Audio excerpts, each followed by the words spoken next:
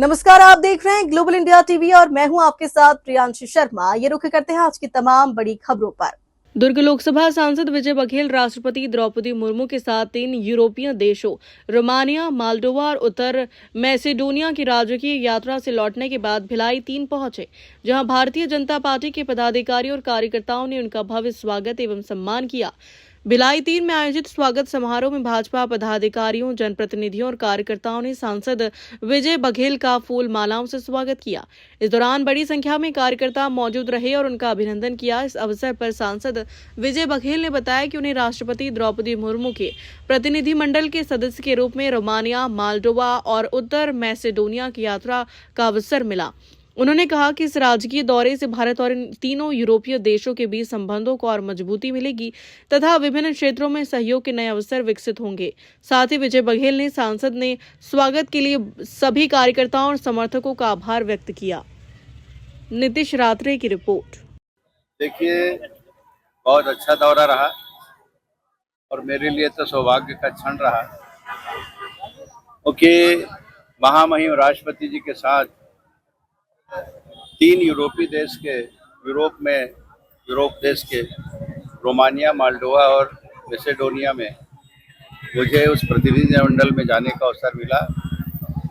और ये यात्रा इसलिए भी महत्वपूर्ण है कि रोमानिया में 30 साल बाद कोई भारत की राष्ट्रपति गई और मोल्दोवा और मैसेडोनिया में तो पहली बार कोई भारत की राष्ट्रपति का जाना हुआ और उसके साथ लोकसभा से मेरा नाम जाना, ये वाकई में मैं दुर्ग लोकसभा के एक मतदाता भाइयों बहनों और हमारे कार्यकर्ता भाइयों बहनों का और भारतीय जनता पार्टी का मैं शुक्रगुजार हूँ।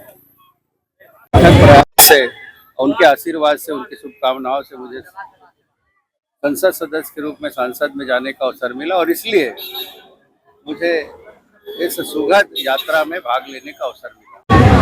रोमानिया में जो ब्लैक सी है उसके माध्यम से जो यूरोपीय देशों से हमारा व्यापार का रिश्ता बढ़ेगा, उससे भारत को बहुत लाभ होगा। और सिर्फ भारत को ही नहीं, रोमानिया, मोल्दोवा और मैसेडोनिया भी इस बात को, वहाँ के राष्ट्रपति जो दोनों जगह मोल्दोवा और मैसेडोनिया महिला राष्ट्रपति है, यहाँ भी महिला राष्ट्रपति है, इसलिए उनके जो सौहार्दपूर्ण चर्चा हुई, वो रोमानिया के राष्ट्रपति जो पुरुष हैं उनके साथ भी जो चर्चा हुई है, ये दर्शाता है कि भारत में रिश्ते के प्रति वो लोग भी कितने आतुर थे और ये अवसर आया उनके लिए। वो भी महसूस कर रहे थे कि हमारे लिए भी एक सुखद अवसर है और हमारा रिश्ता भारत से बनेगा तो इस छोटे देशों के लिए विकास के रास्ते कई तरीके से खुलेंगे, कई आयाम तय होंगे।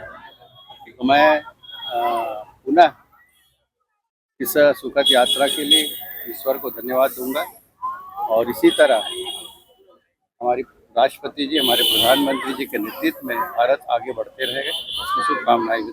ये जगह जगह भी हो रहा है। देखिए, यही तो एक प्रेम का है, का रिश्ता है जो एक परिवार से मेरा वो रिश्ता बना है और ये रिश्ता मेरे लिए एक अटूट संबंध के रूप में हमेशा जीवन भर चिरस्थायी रहेगा।